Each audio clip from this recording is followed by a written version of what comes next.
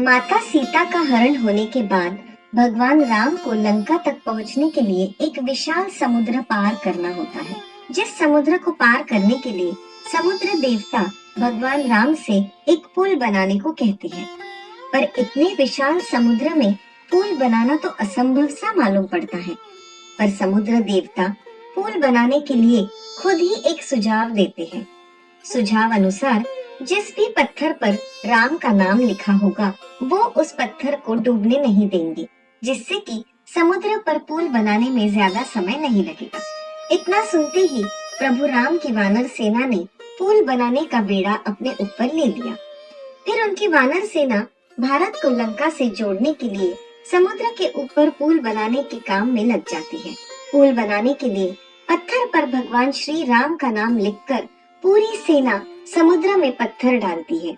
भगवान राम का नाम लिखे जाने की वजह से पत्थर समुद्र में डूबने के बजाय तैरने लगते हैं।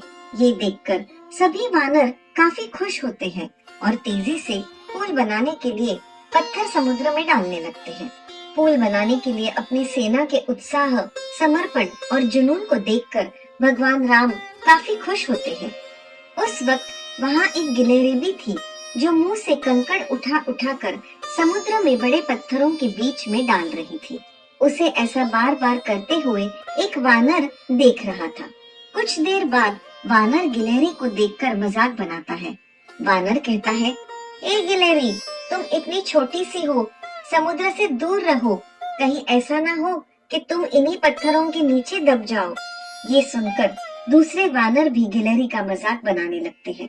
गिलहरी ये सब सुनकर बहुत दुखी हो जाती है। भगवान राम भी दूर से ये सब होता देखते हैं। गिलहरी की नजर जैसे ही भगवान राम पर पड़ती है, वो रोते रोते भगवान राम के समीप पहुंच जाती है। परेशान गिलहरी श्री राम से सभी वानरों की शिकायत करती है।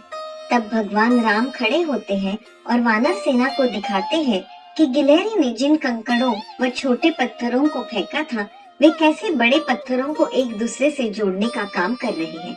भगवान राम कहते हैं, अगर गिलहरी इन कंकड़ों को नहीं डालती तो तुम्हारे द्वारा फेंके गए सारे पत्थर इधर उधर बिखरे रहते।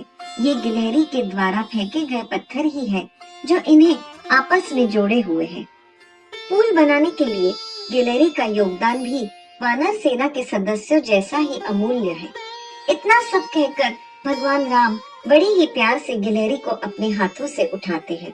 फिर गिलहरी के कार्य की सराहना करते हुए श्री राम उसकी पीठ पर बड़ी ही प्यार से हाथ फेरने लगते हैं। भगवान के हाथ फेरते ही गिलहरी के छोटे से शरीर पर उनके उंगलियों के निशान बन जाते हैं। तब से ही माना जाता है कि गिलहरियों के शरीर पर मौजूद सफेद धारियां कुछ और नहीं बल्कि भगवान राम की उंगलियों के निशान के रूप में मौजूद उनका आशीर्वाद है।